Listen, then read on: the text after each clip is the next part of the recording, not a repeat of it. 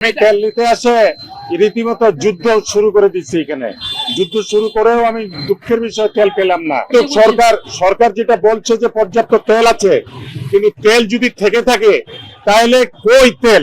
যদি সব পাম্পগুলোতে তেল দিত, সরকার তো বলতেছে যে তেল আছে, তাহলে সব পাম্পগুলোতে দেয় না কেন?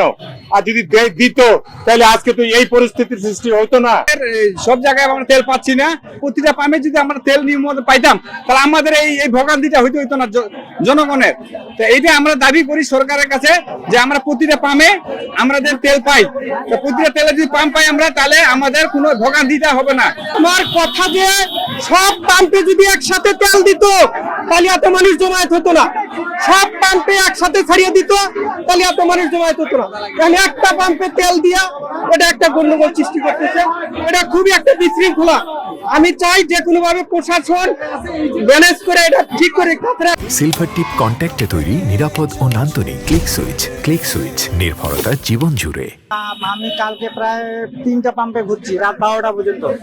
আমার গাড়িতে যেটুকু তেল ছিল সেটুকু পুরো লাস্টে ব্যাগ হয়ে চলে যেতে হয়েছে রাত 12টা প্লাস।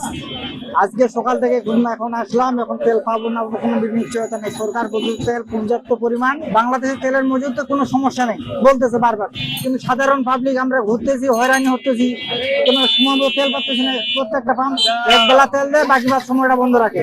এটার কারণ কি?